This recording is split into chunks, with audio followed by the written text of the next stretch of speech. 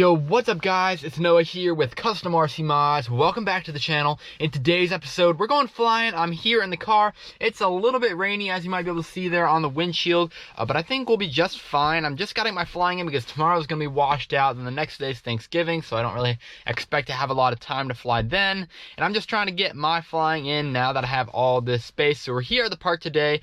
Hopefully I'll be able to fly around, do some improv. I'm not totally sure. We're testing out the new GoPro Hero 8. You're looking through right now. So the goals of today's flight are to see what the flight times are like and how it flies with the Hero 8, as well as just hopefully not crashing anything. We've got the parking lot out here that could be pretty bad if we crash into that or a tree or the fence. There's a lot of solid objects around, so we're going to try to avoid that. Anyway, let's go ahead and get into the flight.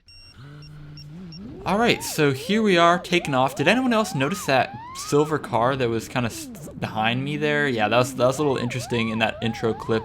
He might have been like watching me or something like that. I went ahead and did a lap around the parking lot and came back to my spot. He was gone. We're all good. It's a little sketchy though.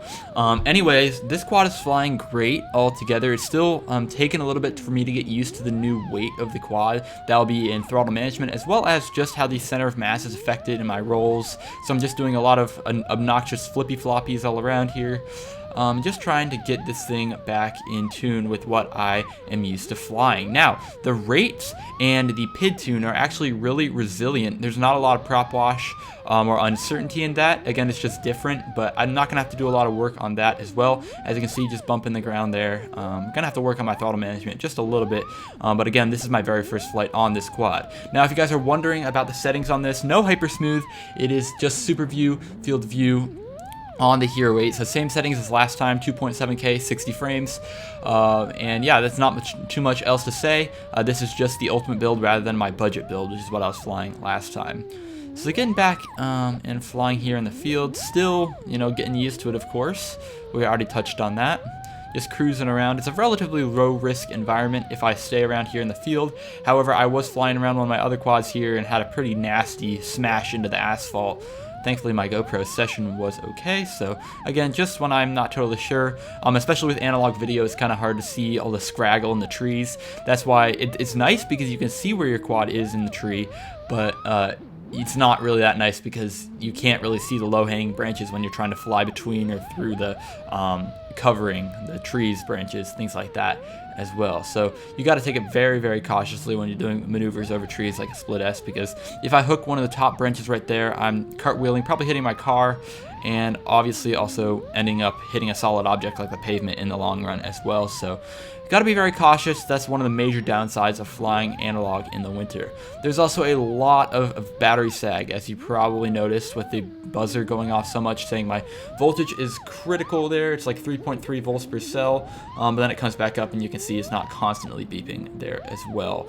And that's one of the disadvantages of a 4-cell setup, is just how you have all that battery sag with a lower voltage there. I actually have some 6S motors and batteries on the way, and I'll be making a video about that when I upgrade this quad to 6S, which is something I'm super excited to do. Anyway, we're gonna go ahead and bring it in for the first battery here. Got a total of, I would say, around 3 minutes of flight time, which isn't really too bad on this quad here. So let's go ahead and land. Alright, so the second battery here, we're back up in the air, a little bit more comfortable. However, this thing's not going to last for long. Got a little gutsy. You'll see it up here in a second. It's just kind of what you get when you take risks. I was going to do a little flip over here. I didn't actually notice that I cleared that top,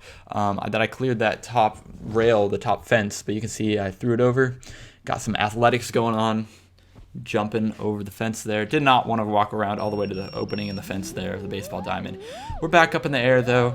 That was a pretty nasty crash. I actually lost all my video there. That battery came unplugged, so that's why I had to go get it and I couldn't just turtle mode. But as you can see, this is what I was trying to do. I was just trying to do a flip over there. And like I said, I didn't actually notice that I actually cleared the fence. I thought I was going straight into the top of it. I cringed, I closed my eyes. I actually didn't even, complete the rest of the maneuver and just smash into the ground there. We're back up in the air, again, just playing it safe, trying to keep this thing up in the air for as long as possible, and trying to keep that Hero 8 lens safe. I do have some screen protector and lens protectors in the mail, because that's obviously very important, so that we don't break the lens on the Hero 8, which is not replaceable like the Hero 7 and anything like that. But as you can see right there, got a little tied up in that tree. And this is where we can go ahead and use the turtle mode. Very, very nice feature, especially when you're warm in your car and you don't want to get out into the rain. But yeah, the rain's actually not too bad. You can obviously see the droplets on the screen there, but it wasn't anything major, just a little bit of a sprinkle. Definitely totally flyable. I was kind of hard pressed for time to make a video, and I wanted to fly. Yeah, I just crashed there, and that's gonna wrap it up there. But overall, pretty good day of flying. I'm actually feeling pretty good about this after these flights. That's gonna wrap it up for the video, guys. Thanks for watching, and I'll catch you guys in the next one.